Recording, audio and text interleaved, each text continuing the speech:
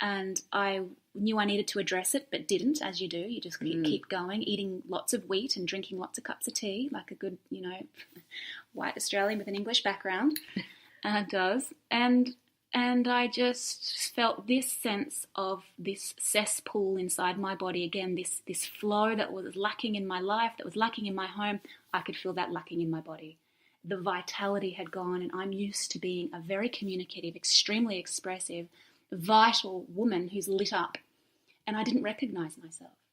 I was tiring easily, and I had no creative thought and no vibrancy, and I started losing my curiosity for people and life, and I was just kind of not interested in people anymore because there was something within me that had just lost the connection and lost the interest. So look, that was the psychological symptoms. I think cancer, your body's constantly working to try and heal itself when cancer is in the body, more so than usual. A lot of energy goes into the body trying to deal with cells that aren't behaving properly. Yeah. So my body was occupied with that, and that took its toll on my mind, my vibrancy. Apart from that, I have been diagnosed with 2 types of cancer. The first diagnosis was in June last year, and it was of bowel cancer. And there was 2 classic symptoms.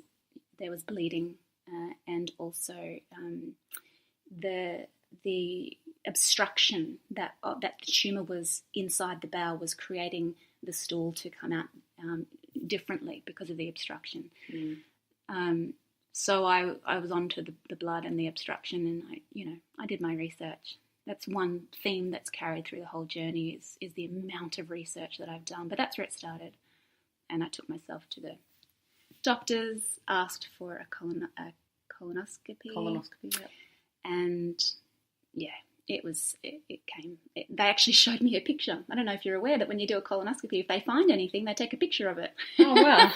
So I got to see this picture. My mother was there, and we looked at this egg-shaped tumour in my colon, which was blue and white and red and black. And the lady looked at it, and you could tell she knew it was cancer, but she couldn't say equivocally.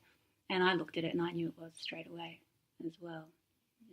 Before I even saw the specialist and to ultimately tell me that's what it was, I knew. And you say you had a second cancer? Yes. So on the first cancer with the bowel, it's interesting because I knew surgery was ultimately the thing to do. But I asked, can you give me a couple of weeks before we go straight into surgery? And I know that's the usual road. You have a cancer diagnosis, you're straight in hospital, you get the surgery, you come out, and then the chemo starts. That's the typical thing.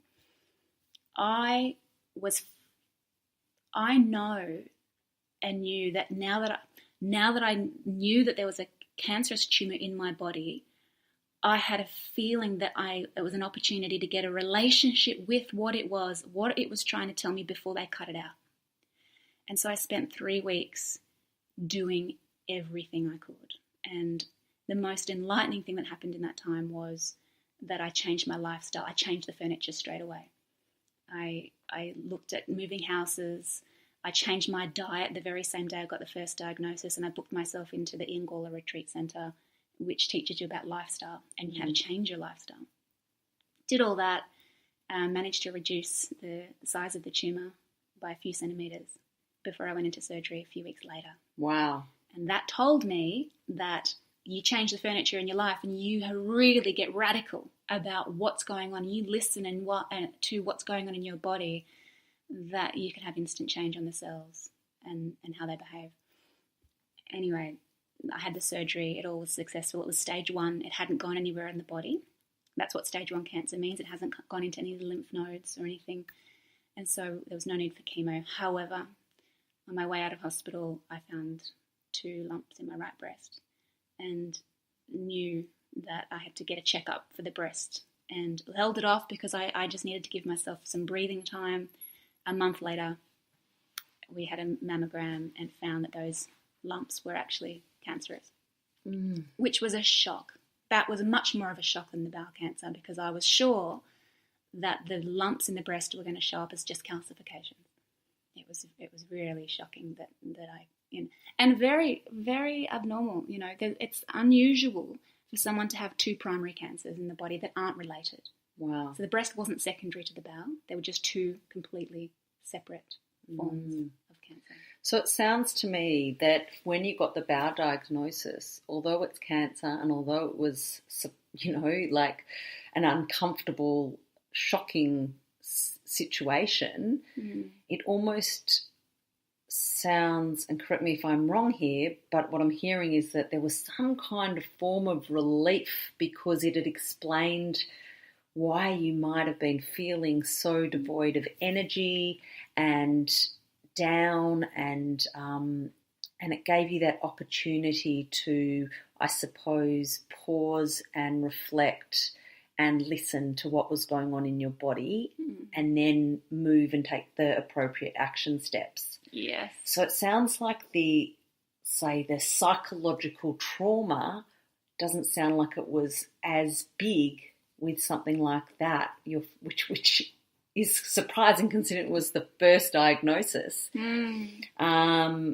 But it sounds like the second one, which was the breast, sounds like it possibly was a more traumatic experience because it was such a surprise. Would that be right? Yes. It is interesting that you say that. I know this is going to sound radical, but this was my experience.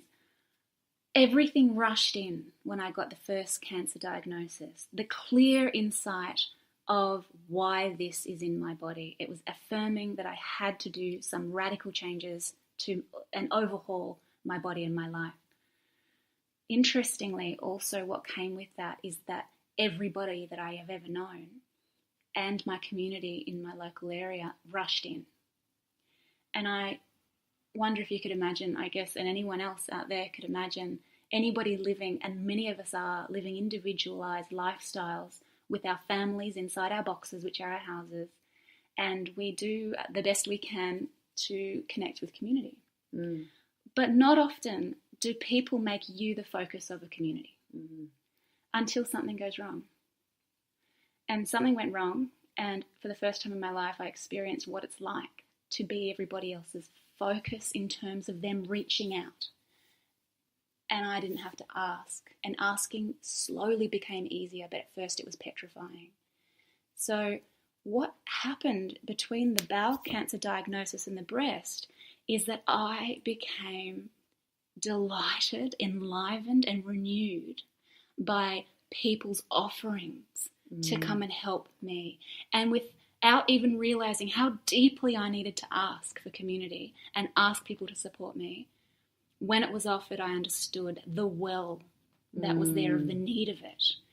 And it was almost like when I had the bowel cancer cut out, I remember feeling fearful that offer of help was going to stop.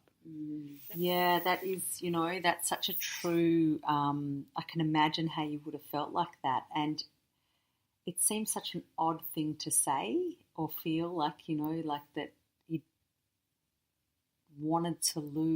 didn't want to lose being a cancer victim because of the possibility that all the love and community support that you had received and felt so good that you'd almost not pushed away in other parts of your life but didn't really welcome were now feeling so wonderful that the idea of not having that felt really scary. Yes, it's interesting because not many people, would understand or even have yet entertained the idea that it's possible to grieve not having cancer anymore. Yeah. Yeah. Because of the healing that it provides.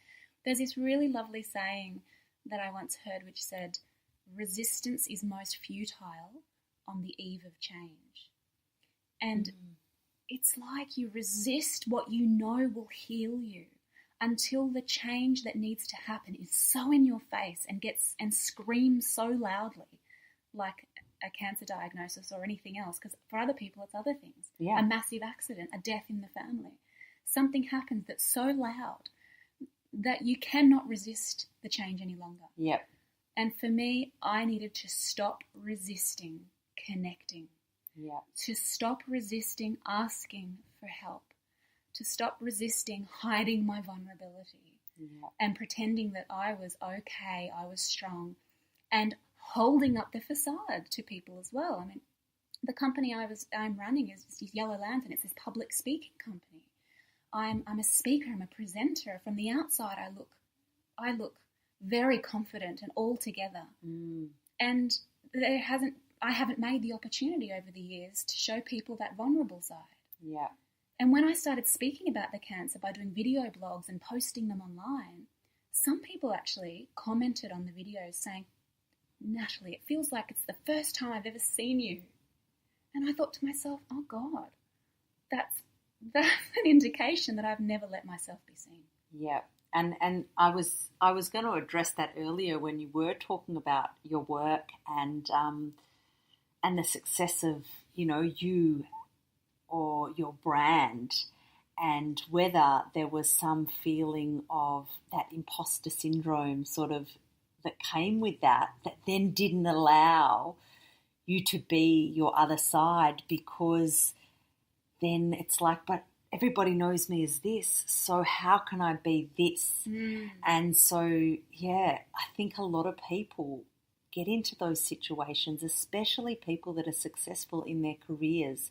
They spend so much time trying to follow that course of achievement, which they have a drive for, if you are a really ambitious person, like you said you are, you have that drive for that, but you can fall into that trap of going too far, that it's on your own.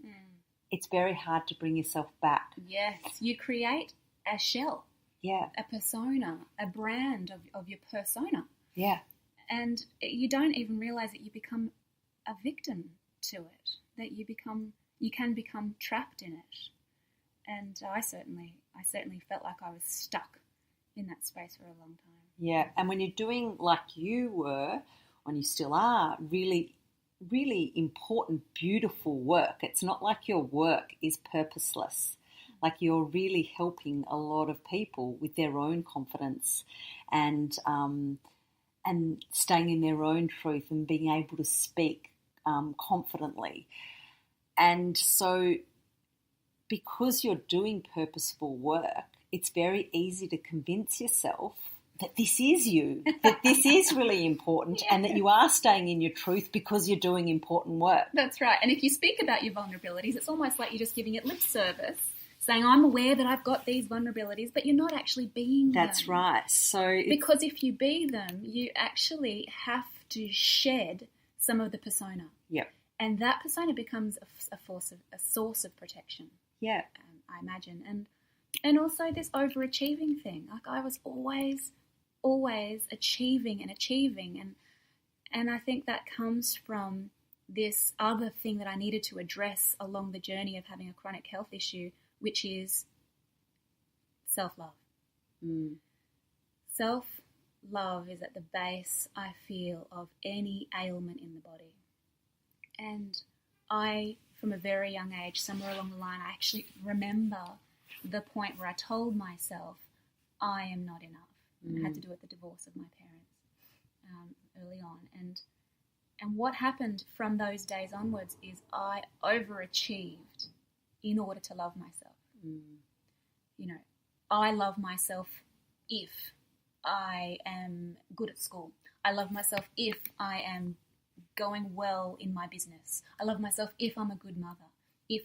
And we all know by reading any self-help book that true love is unconditional. Yep. And when I realised how conditional my love was to myself, I realised also at the same time that if I was to make it unconditional, that would be a letting go of the persona as well. Because I didn't need the persona, that shell that we were talking about anymore to love myself either. It was okay to be gritty. And that's another thing that the cancer journey taught me. It's okay to be unwell. It's okay to be gritty. It's okay to ask for help. It's okay to be falling apart. It's like in some, without going too woo-woo or anything, but it's almost like there was a greater knowing that knew that without something major, you weren't going to be able to pull yourself back to that real self-love unconditionally. Yeah.